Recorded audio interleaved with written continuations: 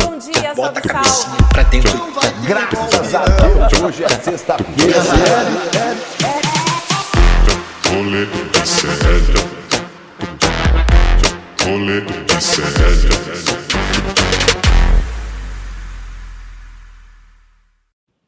Fala, seus Eduardo Manteiga, seus Eduardo Chantilly, estamos começando mais um programa Rolê ICL aqui no ICL Notícias, na manhã desta terça-feira, dia 21 de maio de 2024. Faltam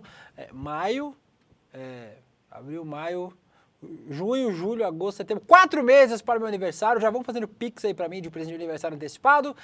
Estamos começando mais um programa. Cara mais engraçado. Sobre a popularidade de Eduardo Leite, Dudu Milk, o Margarete do Rio Grande do Sul, Margarete Tati do Rio Grande do Sul, que apareceu aí nos rankings de popularidade como popular, mas aí ao mesmo tempo com muitas interações negativas. Que história maluca é essa? Falaremos sobre isso no programa de hoje.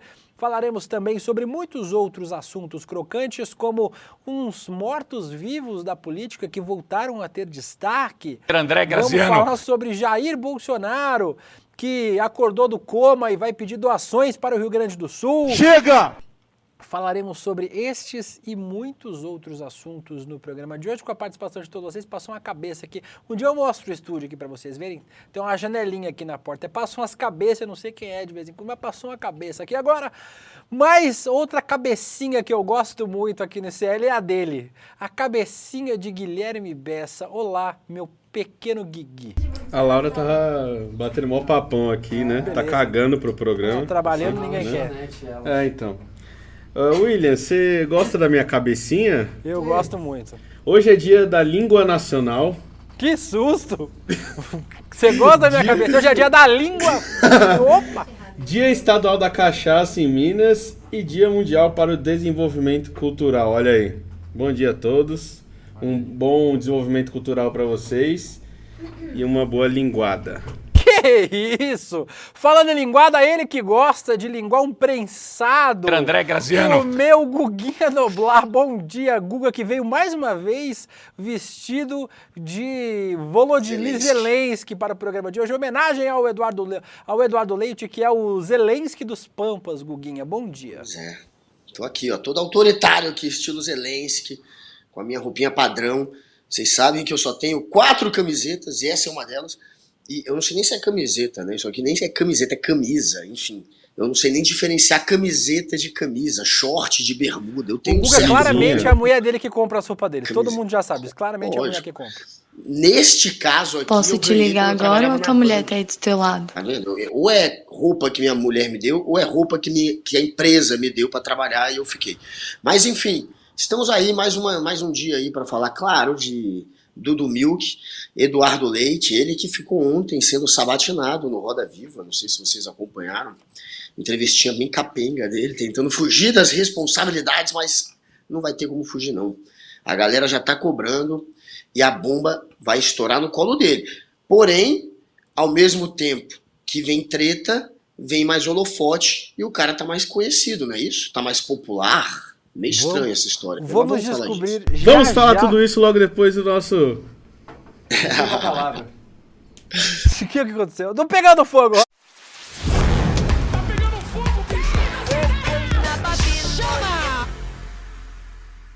Ô Guga. Falaram Legal. que Respeita a vinheta, mano. falaram Eu que juro que você eu fiquei tá na usando a dúvida. camisa verde lésbico. Beleza. Essa é Tá a melhor vendo? interação que a Laura pensou. Vou mandar umas camisetinhas aqui, ó. Laurica Umas saiu. Aqui, ó. Vou mandar umas camisetinhas novas do souicl.com.br para a é Guga muito massa. Noblar. Vamos mandar Eu quero. camisetinhas para a Guga ter roupinhas para usar aí no nosso programa. Por favor. O pessoal do marketing vai providenciar já para o Guga ficar bem vestido. Você também pode ficar bem vestido, é só acessar souicl.com.br, nossa loja virtual. Vocês tanto pediram a loja virtual, tá lá a loja. Vão comprar agora as desgraças das roupas lá, que vocês pediram horrores dessa loja, já está lá disponível para vocês. Tem gente chamando ele de Coleitinho. O Eduardo Leite também é um excelente apelido. Coleitinho, eu não tinha pensado. Mas vamos falar, obviamente, o Guga já adiantou adiantou a pauta, como sempre, o Guga sempre adianta a pauta do programa nos primeiros 2 minutos de participação dele. Vamos falar sobre a participação de Dudu Milk no Roda Viva. O governador Eduardo Leite foi o entrevistado de ontem do programa Roda Viva, da TV Cultura. E a gente tá que nem aquele Matos, Guga, assim, ó. Vem na entrevista dele.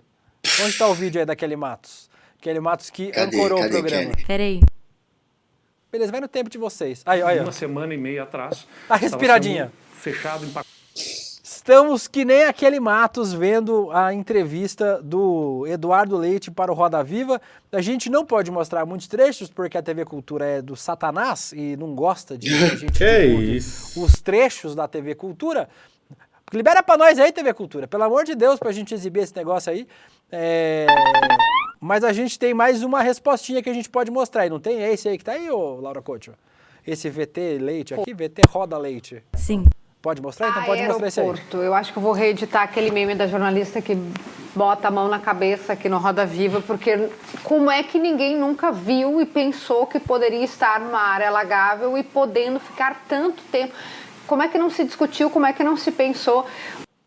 A gente não pode mostrar mais trechos além desses, Guguinha, senão a gente vai tomar um strike aqui do YouTube, mas separamos 2 frases do nosso governador Dudu Milk. A primeira delas é: o Rio Grande do Sul vai ser um case, ele usa, tá, essa expressão, por isso entre aspas aí, para o Brasil de reconstrução, de resistência, de engajamento da sociedade em favor da reconstrução.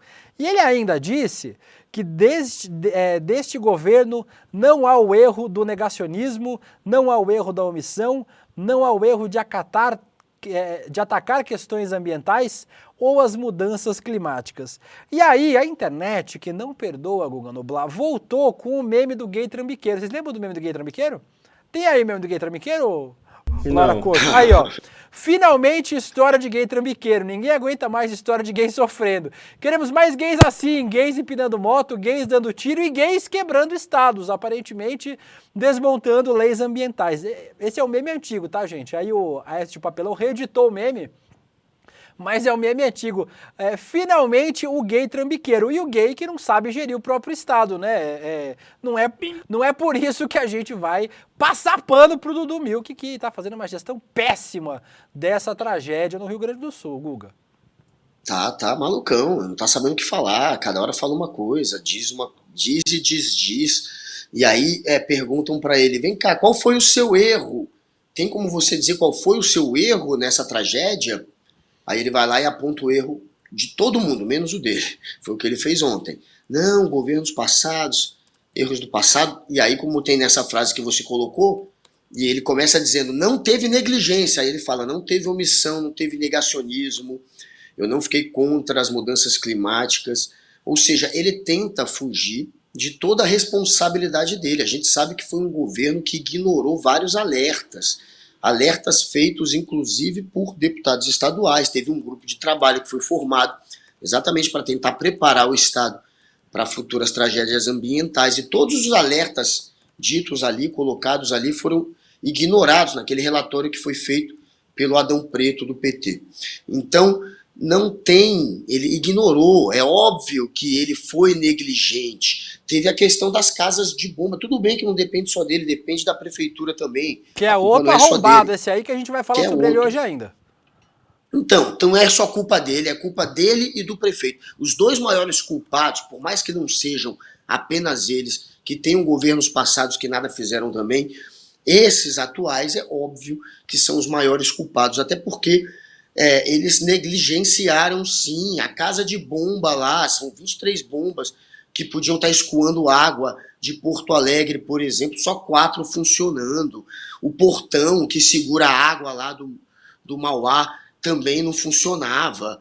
Eles não estavam nem aí para isso. É aquela careta ali que fez a jornalista. Por que vocês não pensaram? Por que nada foi feito? Por que nada foi discutido? Anos e anos de alerta.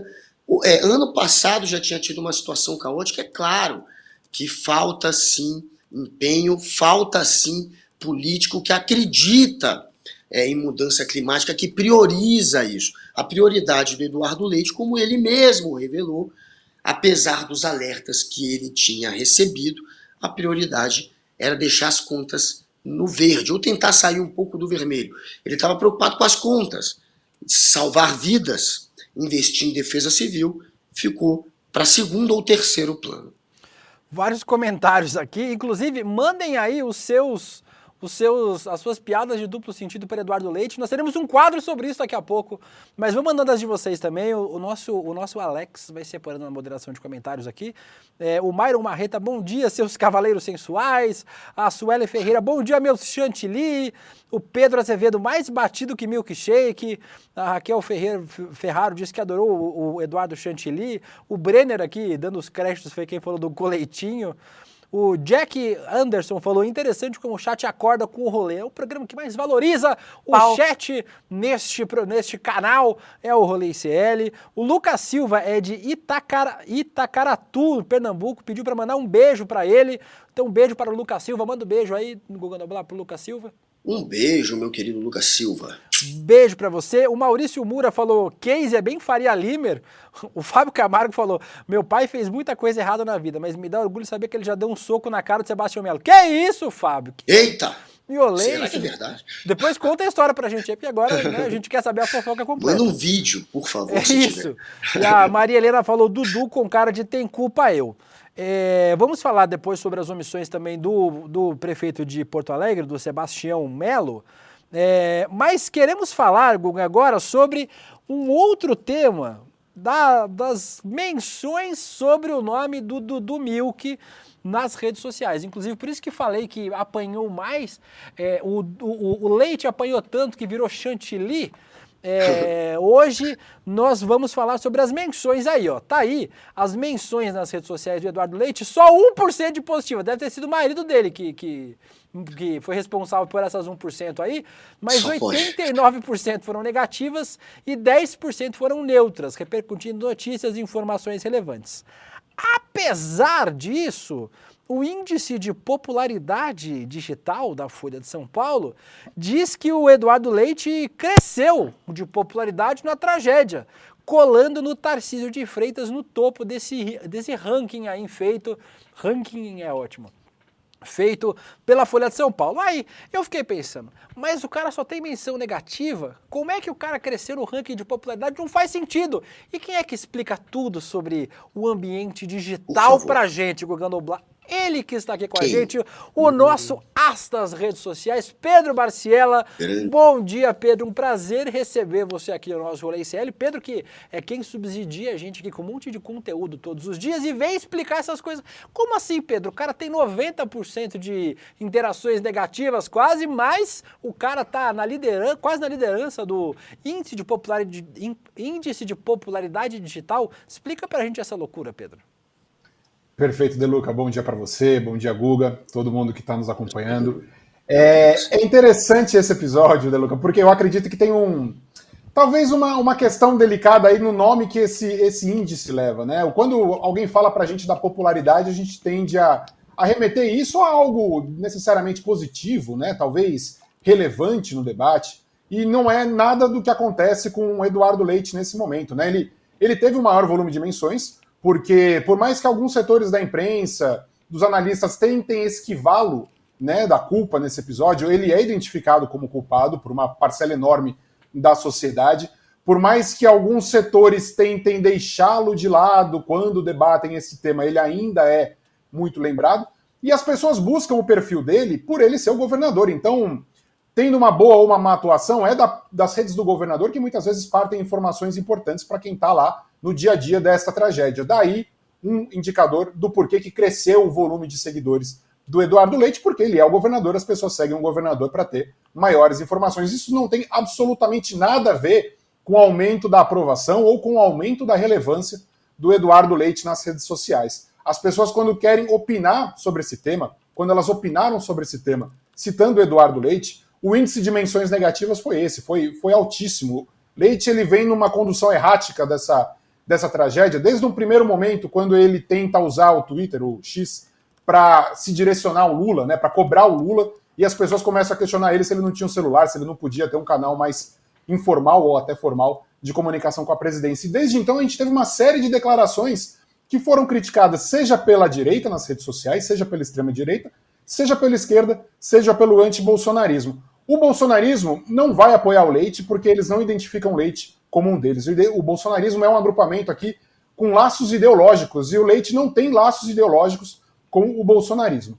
Por outro lado, o antibolsonarismo enxerga no Leite e nas políticas públicas dele, principalmente ligadas à questão ambiental, um comportamento bolsonarista. Não tem um milagre que a imprensa ou apoiadores de Leite nesse setor da sociedade possam fazer que façam a sociedade aqui identificada como antibolsonarista ver no Leite um outro personagem que ele não é neste momento, porque ele teve um comportamento bolsonarista na pauta ambiental ao longo dos últimos 5, 6 anos. Não tem como fugir disso. Portanto, é muito necessário que a gente fuja um pouco desse dogma das métricas, né? Então, poxa, se ele cresceu, se tem um número alto ali, deve ser que algo bom está acontecendo com ele. Não é. Essa premissa do falem bem ou falem mal, falem de mim nas redes sociais para um político é muito complicada. É muito mais complexa que isso. E o Eduardo Leite está aí para demonstrar para a gente. Não tem uma força de apoio ao Leite ou uma força de defesa ao Leite nas redes sociais. Tem na imprensa, mas isso, como era lá em 2022 com a candidatura de Moro, assim como com a candidatura de Dória,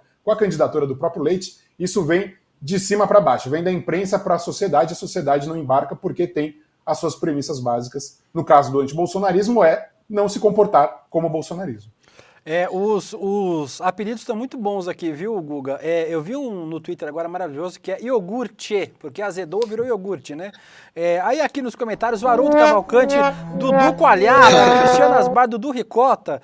Tem um apelido que já é clássico dele, né? Que o Flamério lembra aqui, que é Tchelensky, porque é o Zelensky dos Pampas, né? Então, várias pessoas aqui reafirmando os apelidos de Eduardo Leite. E aí, queria que você perguntasse para o Pedro também, Guga, mas muita gente falando aqui que a popularidade do Leite subiu para baixo, né? Então, é mais ou menos isso que o Pedro explicou pra gente. Popular não quer dizer uma coisa boa, né? Tem um monte de gente que fala de uma pessoa que tá falando mal, na verdade, que é esse caso o Pedro explicou pra gente. As pessoas estão, pelo jeito, interessadas em, claro, observar o Eduardo Leite neste momento. Ele é o cara que está à frente dessa tragédia. Então, ele passa, obviamente, a ter mais seguidor. Não quer dizer que são seguidores que gostam dele. Muita gente ali, inclusive, deve ser hater. E é o que está mostrando todas essas menções negativas sobre o Eduardo Leite. Agora, além do Eduardo Leite, outro tema, Barcela, muito debatido agora, é se o governo está ou não atuando, porque a extrema-direita, claro, está tentando jogar a narrativa de que nada está sendo feito. Você está, imagino também, analisando um pouco dessas menções sobre o governo. Como é que está essa briga de narrativa? Quem é que está vencendo? Perfeito, Guga. É interessante, remete até essa pesquisa, né? Todas essas análises de redes sociais, elas são fotografias de um determinado momento, né? Isso é um fato. Essa própria índice de popularidade, quando ele mede, neste momento, Leite comparado com outras figuras como Tarcísio e Zema, não é ali uma análise que faça sentido nesse momento. Ok, são todos governadores, mas as figuras centrais deste momento não são Zema e Tarcísio, porque os estados de Zema e Tarcísio não estão debaixo d'água. Isso é um fato. Outra figura importante de alcance nacional que estaria tendo um desempenho neste momento é o presidente Lula, né? O Sebastião Melo também, mas em menor escala. Mas uma comparação talvez ali interessante seria com o presidente Lula.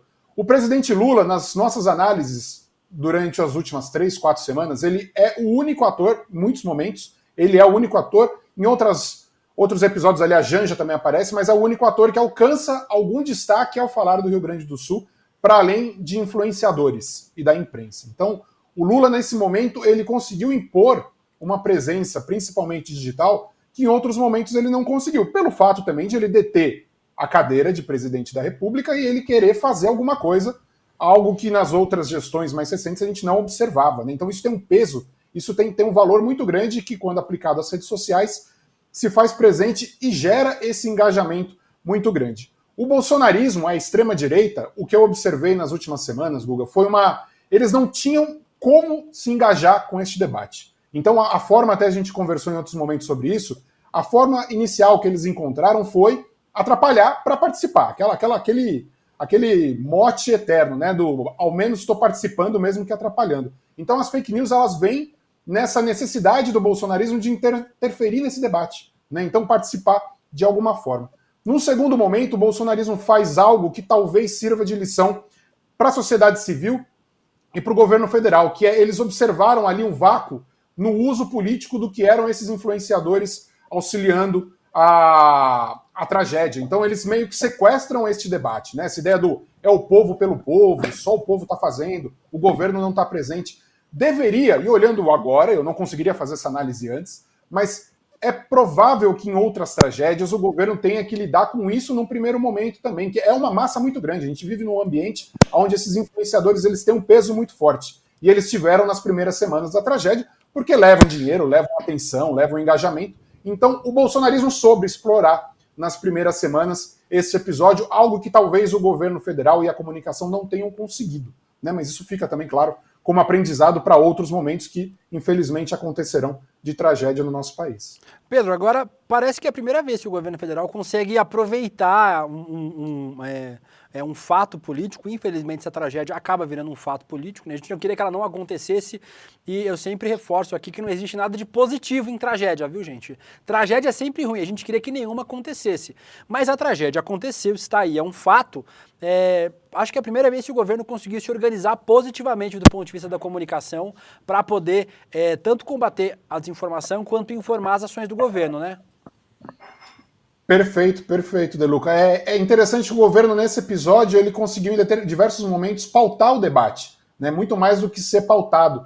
Então, até as fake news, essa blitzkrieg, digamos, de fake news que vem da extrema-direita, elas servem como uma tentativa de pautar o governo e mobilizar qualquer ação que pudesse resultar lá na frente em um bônus ou uma vitória imagética para o governo. Então, o governo, quando ele vai, quando Lula vai, quando Janja vai, quando ministros do Supremo, do Congresso, vão para lá e fazem uma presença, eles estão, na verdade, pautando o debate. Lula! Fugindo dessa tentativa desesperada da oposição de falar sobre isso.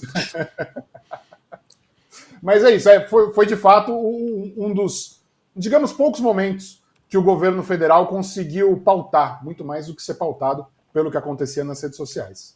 E não é o Alex da moderação, aqui é a Camila Rodrigues, então um beijo para a Camilinha, que está aqui também cuidando dos nossos comentários hoje. Fazer uma última pergunta para o Pedro, para liberá-lo, meu Guguinha.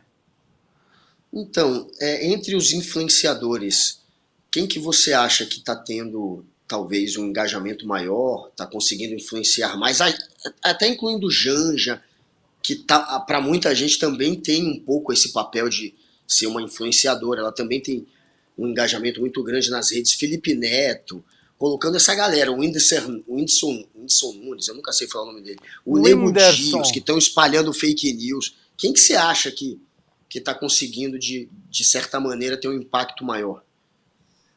Guga, tem duas frentes interessantes. Tem esses influenciadores todos que você falou, tem diversos influenciadores que fazem campanhas pontuais. O Felipe Neto, o Whindersson Nunes, de fato, foram alguns dos que mais fizeram por um maior período de tempo.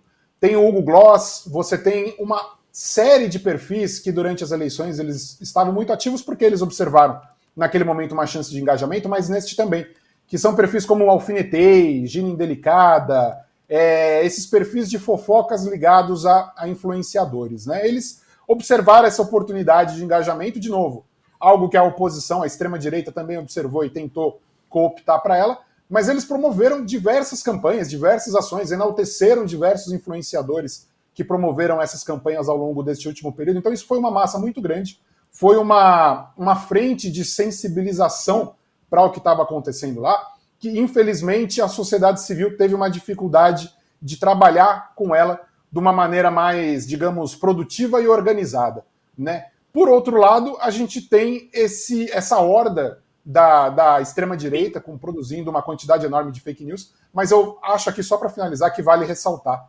As fake news, elas não são o principal conteúdo dessa mobilização da sociedade. Você tem uma grande mobilização de pessoas preocupadas em ajudar, colaborar, doar, arrecadar, que é muito maior do que as fake news. A perversidade das fake news está justamente no fato deles conseguirem pautar um debate que em outros momentos não seria sobre eles.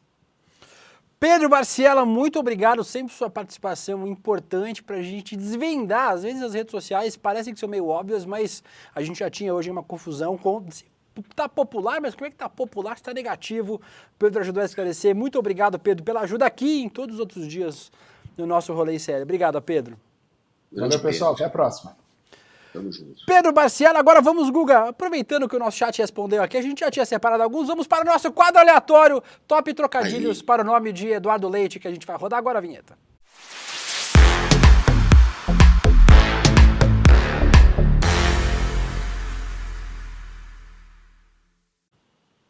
Os melhores que separamos, daí depois lerei alguns do chat. O Noblar, vamos ver a imagem que o nosso Henricão dos Prints fez pra gente. Que é dele. Olha lá, ó. O leite talhou, virou chantilly, o leite azedou, milkshake é maravilhoso, virou manteiga. Esse eu não tinha lido, leite contra a vida. O Eduardo Leite tá desse jeito lá no Rio Grande do Sul. Leite condenado, menção de nossa Laura Coach, a nossa Laura Coach aqui do nosso roteiro. E leite derramado, Guga. Vamos aproveitar, né? Enquanto a gente está dando atenção a essa tragédia, daqui a pouco a imprensa para de falar sobre esse assunto, né? A gente dar os apelidos para Eduardo Leite. O Flávio Cano falou Eduardo Mente. Tem o iogurte, que foi maravilhoso. O iogurte é muito bom. O Dudu Coalhada, Dudu Ricota. Tem um que eu gostei aqui, o Ângelo Nobre falou leite desnatado, é o fascismo light. É o bolsonarismo moderado, lembra do... O bolsonarismo total. É o moderado. bolsonarismo moderado. É o leite light, é isso. Tem várias pessoas, tem um aqui que eu não lerei sobre leite. Leite sob pressão, eu não vou ler não, porque eu achei que o horário impede de ler. O Fábio Camargo, se botar açúcar sobre... Que isso? Calma, deixa eu só terminar de ler. Não, pode continuar, esquece. Vou desligar meu microfone. É porque eu escrevi shake com shake errado. Só que eu achei que era uma piada. Eu peguei do chat, entendeu? Só que eles estão falando que não é a piada. Não é a piada.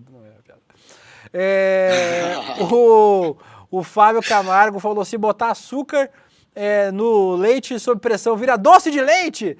Apelidinhos para Dudu Leite. E aí, claro, o melhor de todos aqui é o Coleitinho. O Coleitinho, certamente, é um dos melhores apelidos do Guga Noblar. O governador que, aparentemente, não vai sair por cima, né, dessa história no Rio Grande do Sul. Aparentemente, não vai ter como se aproveitar dessa tragédia, apesar de que o bolsonarismo, e por isso eu sempre faço essa distinção, na minha modesta opinião, chamar o Leite de bolsonarista é um equívoco, né? Acho que o Leite não é bolsonarista e não é da extrema direita. Para mim, o Leite é um desses neoliberais clássicos da direita brasileira, que eu discordo veementemente de todas as práticas políticas e ideologias do Eduardo Leite, mas não me parece que ele vai conseguir se aproveitar dessa tragédia como o próprio Bolsonaro se aproveitou, por exemplo, da pandemia de Covid-19, né, Guga?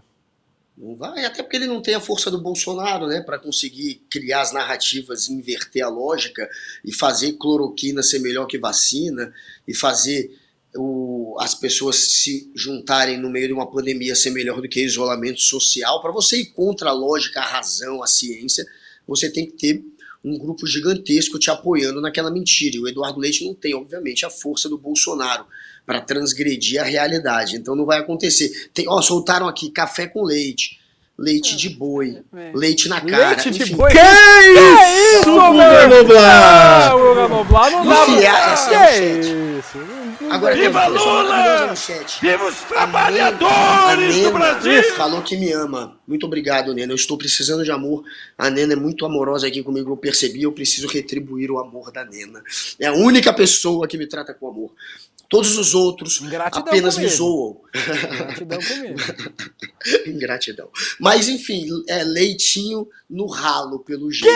Ai, que é o que vai susto! acontecer. Que isso? Que isso? Meu coração chega, deu uma parada, velho. Chega! Leitinho tá escorrendo no chega! ralo.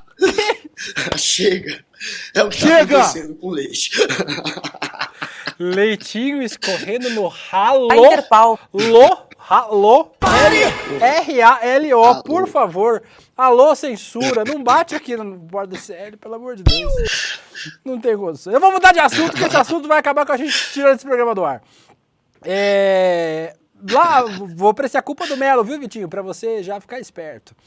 Quem também não está bem na fita é o prefeito de Porto Alegre, o Sebastião Melo. Moradores estão protestando, Guga, desse jeito aqui, ó. Inclusive, post do nosso Leandro Demore nas redes sociais, pichando a frase "a culpa é do Melo", imóveis. Aí, ó, sofá no meio da rua, o pessoal tá pichando. A culpa é do Leite e a culpa é do Ele Melo. é da família do Collor? Não, mas é da mesma laia, é da mesma linhagem. É da mesma linhagem. Leite melo.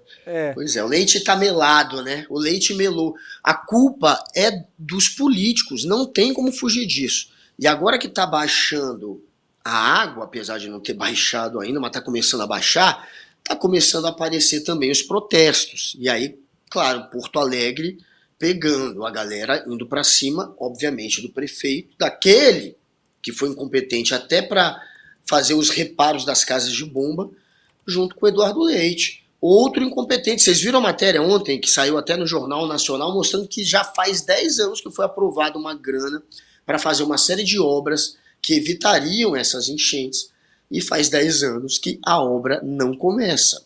Portanto, 6 anos já de Eduardo Leite, né, quase, nesses 10. É claro que a culpa é dele e do Melo.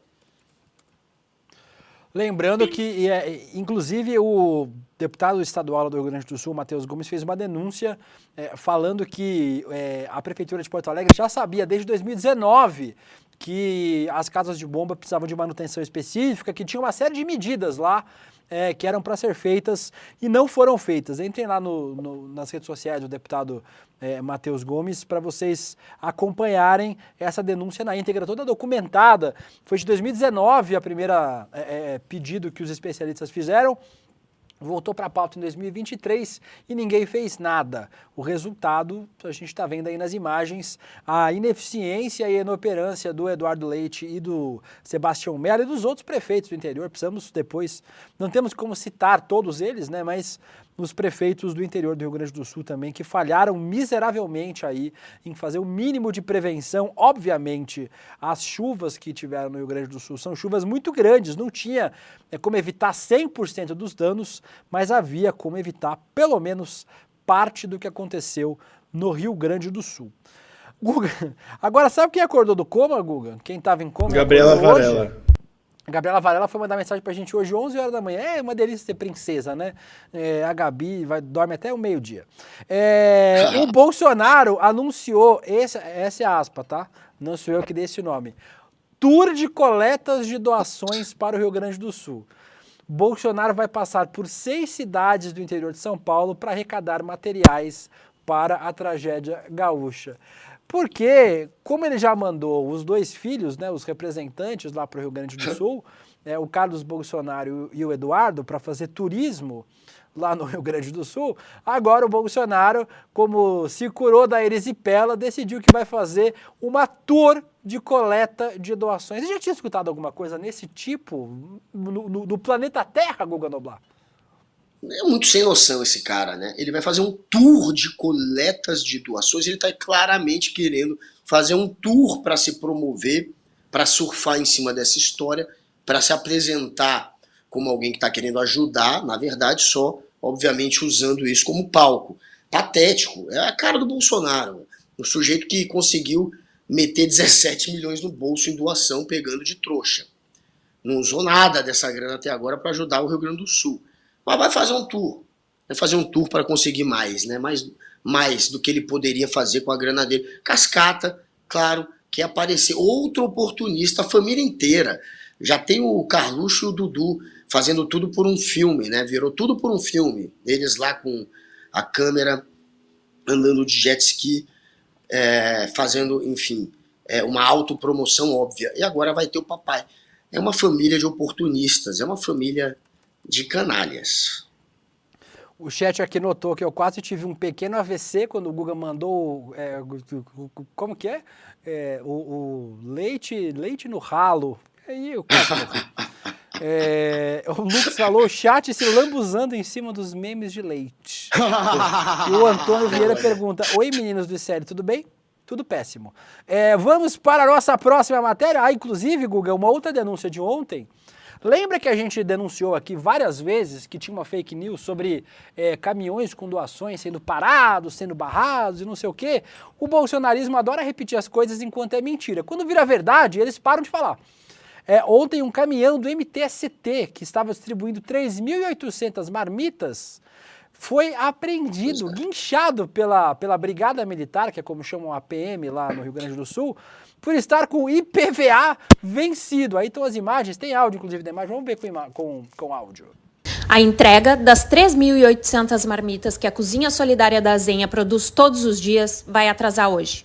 A caminhonete que faz a maior parte das nossas entregas foi apreendida hoje porque o licenciamento está atrasado em 1 mês, sendo que a gente não consegue pagar porque o sistema está fora do ar.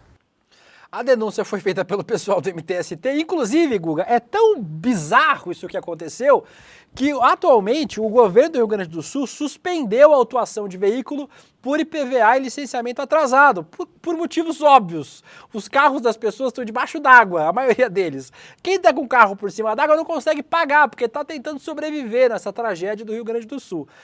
Aí ontem a deputada estadual Laura Cito, do PT lá do Rio Grande do Sul, fez um post ontem, no final da tarde, falando que conseguiu que o caminhão fosse liberado e que o IPVA vai ser pago, obviamente, quando eles conseguirem que o site do Detran do Rio Grande do Sul libere para pagamento.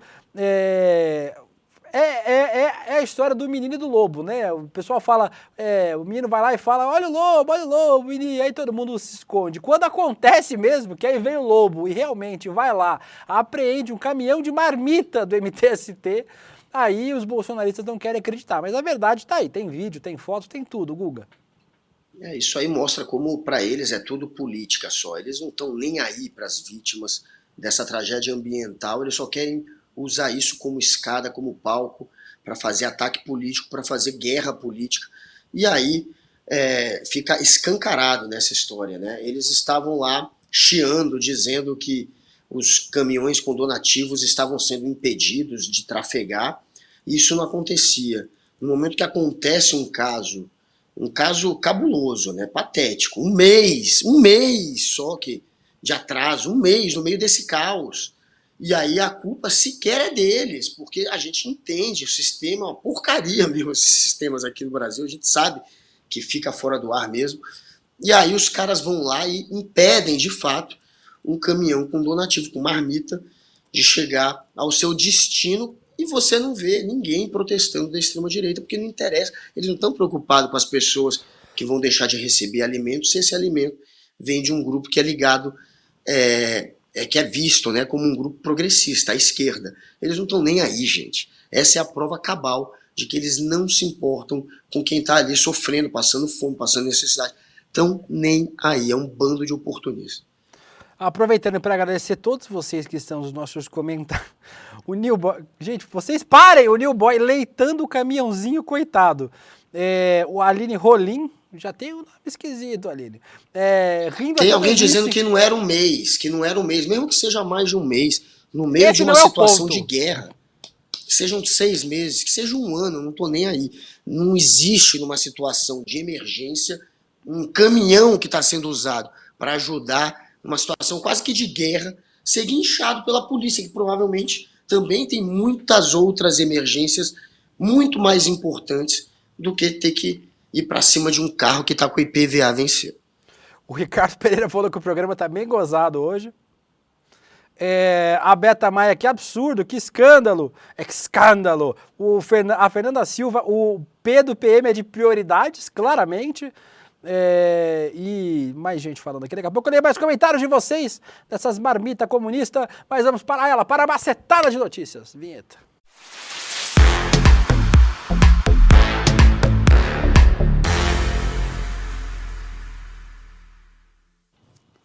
A Lola falou que tá rindo no corredor do mercado sem ninguém entender nada. Eu me sinto assim ouvindo Medo e Delírio em Brasília. Eu ouço o pessoal do Medo e Delírio em Brasília na rua, no metrô, as pessoas acham que eu tô maluco, assim, que eu dou umas risadas altas, do nada, eu faço do Guga, do nada, no meio da rua, as pessoas acham que eu sou maluco. Mas não. Então, a gente tá aqui pra fazer vocês se divertir mesmo nessa maluquice que é esse país. Pelo menos a gente consegue ajudar um pouquinho a tornar menos duro esta loucura que é esse país. Agora, Guga, ache um erro nessa imagem que tá aqui, ó. Eu vou botar pra você aqui, para você achar o erro nessa imagem. O que tem de errado neste print que Vitinho, a hora que conseguir achar no roteiro, vai botar pra vocês. Aí, ó. O que tem de errado nessa imagem, Guga? O país do PT versus a pátria dos brasileiros. Ao nomear militante para a tragédia no Sul, Lula cria perigoso poder paralelo.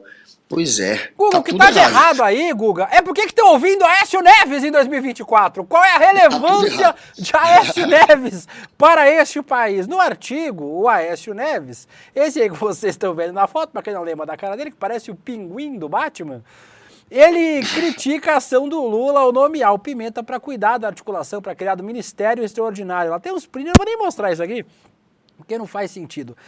E tem muitas reações das redes sociais, vamos rodar pelas reações, enquanto você comenta, Guga, por que cacete nós estamos ouvindo a opinião de Aécio Neves em 2024? Pô, beleza, vai como, avisando. né? Vai avisando aí, Aécio, beleza, valeu. O Aécio falando em militante, querendo obviamente atacar o Paulo Pimenta. O Paulo Pimenta é o militante, o Aécio que é o político, então eles estão no mesmo patamar, eu não entendi esse ataque. E ele que fez parte não de que tenha sido indicado para ser um nome do governo, mas que ajudou sim o governo do Jair Bolsonaro, que colocou parte do PSDB a serviço do bolsonarismo. O bolsonarismo, sim, aparelhou o Estado. O bolsonarismo, sim, colocava militante, colocava gente que fazia guerra cultural em ministério, e o Aécio ajudou. O Aécio estava ali, de certa maneira, protegendo, dando apoio do PSDB ao Bolsonaro. Foi esse o papel dele. Então, quem atuou junto com o governo, que colocou de fato um bando de gente incapaz no ministério, foi o Aécio, né? Então tá tudo errado. Além, claro, do próprio Aécio não ser mais tão relevante assim. Para que estão ouvindo o Aécio? No ano de 2024. Sergengo diz aqui no chat: o Aécio viu leite e achou que era leite em pó. Eu não entendi isso, não entendi essa merda. Esse programa vai ser processado. O Aécio, muita gente falando sobre a carreira do Aécio Neves, eu também não estou entendendo. O Aécio é deputado federal hoje, pessoal. Não estou entendendo o que vocês estão falando sobre a carreira do Aécio Neves também. Não estou conseguindo entender. Vamos para mais uma notícia, Guga? Essa aqui é um pouco mais séria. Guga, você assistiu o Bebê Rena, que está no Netflix? Claro. Tá fazendo muito sucesso. Você viu a série toda já?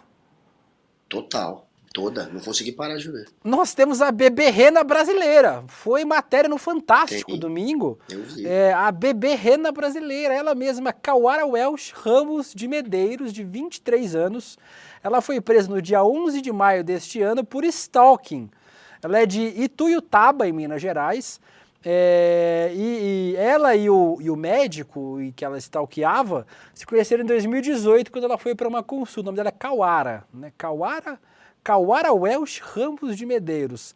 Ela chegou a ligar para ele, Guga, 500 vezes em um único dia. Cadastrou 2.000 números de telefone depois de ser bloqueada sucessivamente pelo médico. Também ligou insistentemente para a filha e para a esposa do médico. Ela enviou mais de 1.300 mensagens, enviava e-mail, perseguiu o cara na rua, ia até o local de trabalho na casa dele. A defesa do médico diz que eles nunca tiveram nenhum tipo de relacionamento. O médico fez 42 boletins de ocorrência contra a Cauara.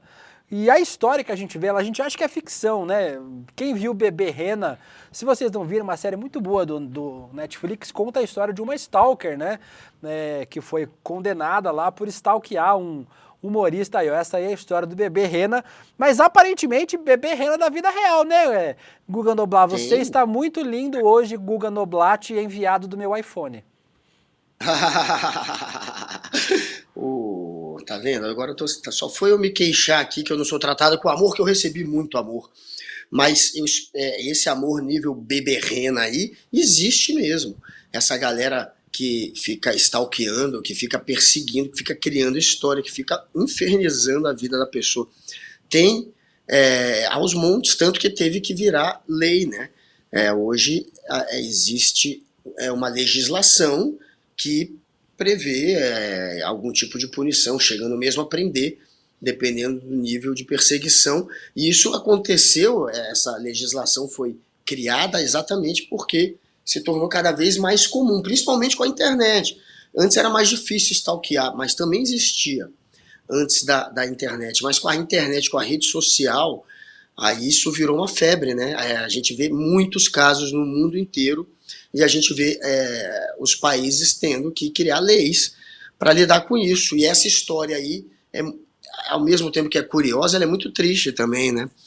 A própria história que é retratada no Bebê Rena, você, ao mesmo tempo que se impressiona com aquela perseguição, você também sente uma certa empatia, né, pela pessoa que está stalkeando. Você vê que ela tem também os problemas dela e não é uma pessoa de toda má.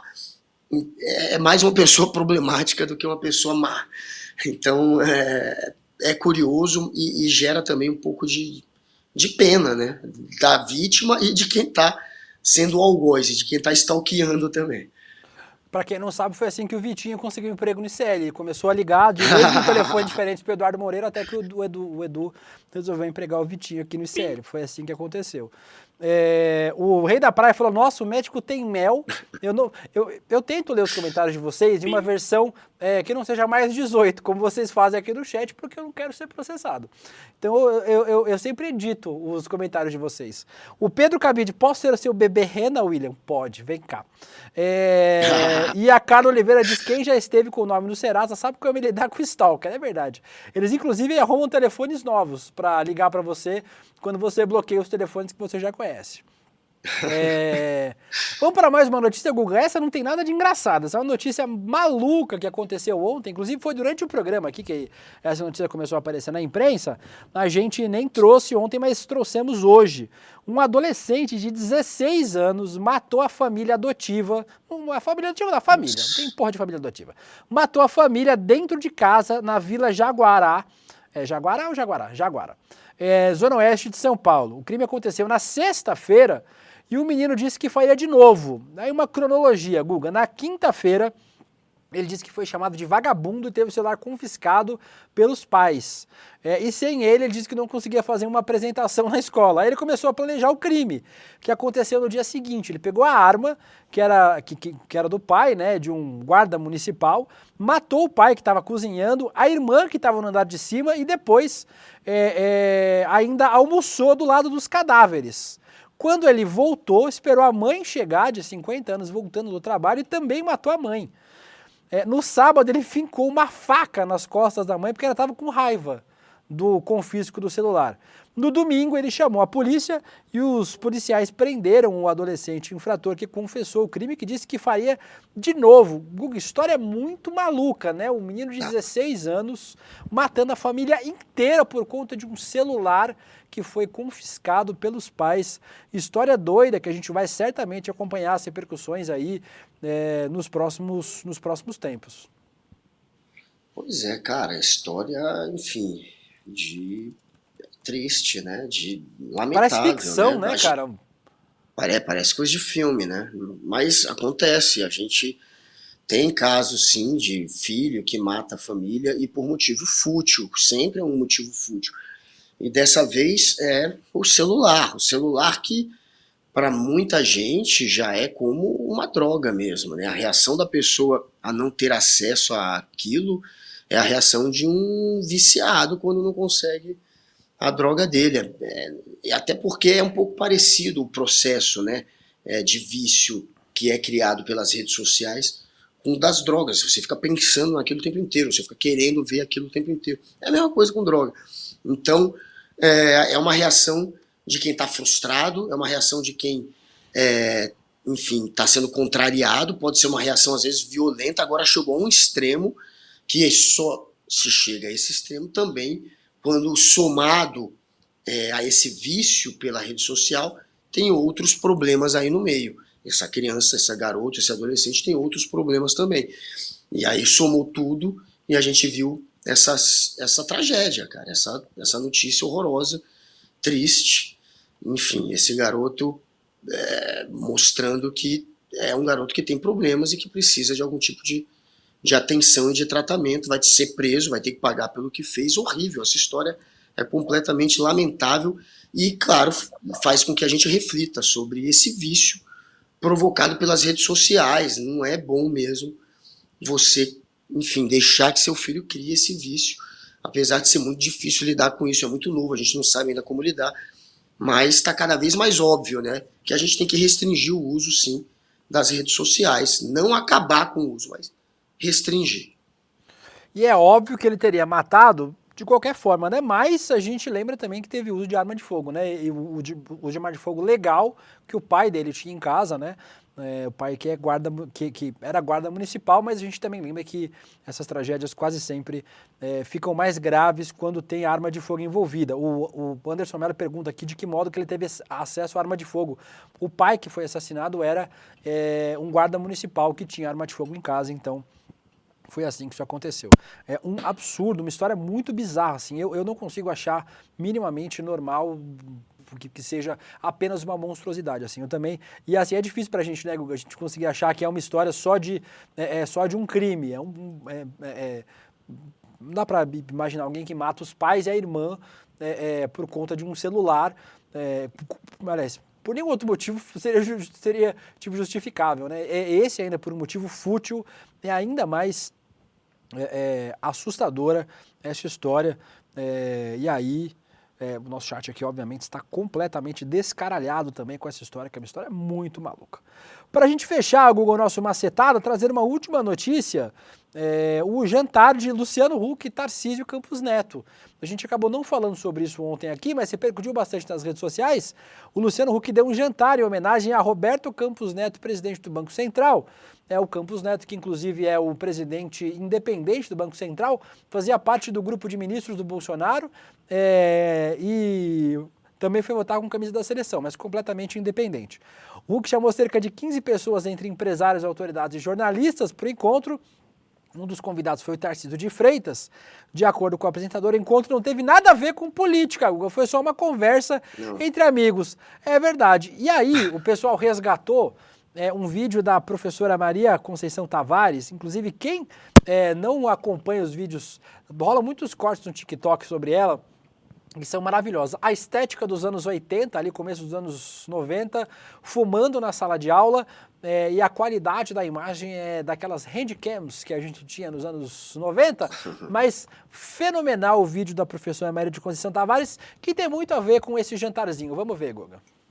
Só faz de conta que a política não interessa quem manda, meu bem. E Deus sabe que a política lhe interessa muito. O problema é que ele disfarça o seu interesse político. Ele faz em câmaras secretas. Ele faz, aí sim, em chás, em almoços. Imagina se os japoneses não estão interessados em política. Pra caralho. Mas não se trata de ser ostentatório. Podemos resolver no jantar das sextas-feiras. Nós não podemos resolver no jantar das sextas-feiras. Nós não somos da elite dominante desse país. Certamente, Google, imagina, Campos Neto, Huck, Tarcísio, não é... Estavam falando sobre futebol, sobre vôlei de praia, qualquer outra coisa, mesmo sobre política, claro, não é verdade? É claro, estavam jogando Street Fighter, FIFA Soccer. Cara, é óbvio que tem uma conotação política. O cara reuniu um monte de político e não falou de política, é ridículo. Só de dizer que não falou de política, a gente já fica agora mais curioso. O que será? Porque é óbvio que falaram de política, mas se tá querendo disfarçar é porque falou muito. E aí a gente fica ainda mais curioso. O que será que eles falaram ali? O que será que eles confabularam? E aquele pessoal, né, que fala que não é um evento político, mas para se reunir tem que estar com a camisa da CBF. É tipo isso. Tem que estar aquela turminha toda verde e amarela, que em algum momento já balançou pro lado da direita ou até da extrema direita. É uma galera que tem lado e que está unida num jantar, obviamente, para falar de política, e uma hora vai vazar, porque vaza, essas histórias vazam. Uma hora a gente vai descobrir o que eles falaram, quem falou mal do Lula, quem falou o que do Bolsonaro. Mas é claro que foi um evento político. E olha, só mais uma nena aqui, a Nena Silva falou que também me ama. Além da daqui a pouco Nena, aparece tua mulher no chat outra aí. Nena. Vocês ficam falando que ama o Guga, daqui a pouco aparece Posso a mulher te ligar Uma das agora nenas, ou tua mulher tá aguarde do teu aí. lado? E a Daisy. Tem a Daisy também. Obrigado pelo carinho, Nena. Silva e Mendes. Da família Costa? Porque vocês viram que o Gabriel Vento vinha no programa, começaram a dar em cima do Gabriel Vento, ele parou de vir, que a mulher dele proibiu de fazer esse programa. E sim, Guga, vamos ver aí o que é que aparece desse jantar. E por que ninguém dá em cima do Vitinho? Apertando. Porque a gente dá em cima de pessoas, Ninguém, né? Ninguém. É que nem o Guilherme Bessa, apertando vaza. Gordão também. O Gordão Jogadas me ama também. Pra amenizar com a Lídia, ele falou. Isso aí, Gordão, obrigado. O Guga conseguiu achar os 5 espectadores dos 10 mil que assistem o programa que amam ele. André Graziano. Mentira, Guga, todo mundo te ama aqui. Você deixa de fazer sua palhaçadinha que todo mundo te ama e você sabe. Mas, Guga Noblar, sabe quem todo mundo ama também? O ICL que está completando 2 anos. Nesse meio tempo, a gente foi de um programete, um mísero programa de 2h30 todos os dias de manhã, para mais de 10 horas de programação diárias, virando líder de audiência do jornalismo das manhãs aqui no YouTube. Hoje nós somos o maior canal de opinião na internet brasileira, segundo o IBEST, chupa Guga Noblar, que não tem prêmio IBEST. Para celebrar os 2 anos de Série Notícias e agradecer a toda a comunidade, uma série de novidades, Guguinha. Tá sabendo de todas já? É muita novidade, não sabe de todas. Por favor, claro, eu espero que eu saiba, mas me diga.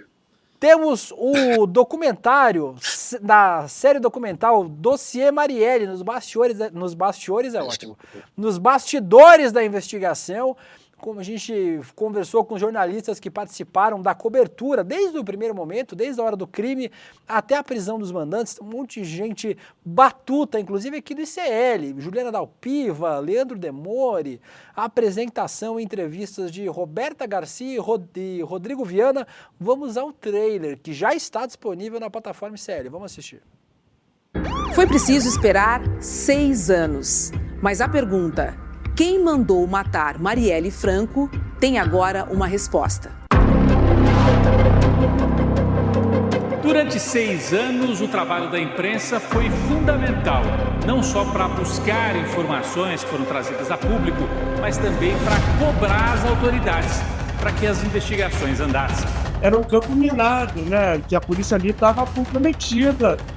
Por que ele vira a chave e faz a delação? Você não precisa ser nenhum detetive para perceber que era uma investigação completamente cheia de buracos, lacunas, ações estranhas dos policiais. Existe um papel fundamental da imprensa para mostrar que essa investigação, que esse inquérito estava contaminado. Acho que não havia essa expectativa dos mandantes de que a Marielle, por exemplo, se tornasse um símbolo internacional da luta pelos direitos humanos. The world wants to know who ordered the murder of Marielle Franco. Veja a importância da resiliência dos colegas que nunca abandonaram esse caso. A Polícia Federal diz ter concluído as investigações de um crime que há 6 anos aguarda a resposta. Quem ordenou a morte da vereadora Marielle Franco e do motorista Anderson Gomes e por quê?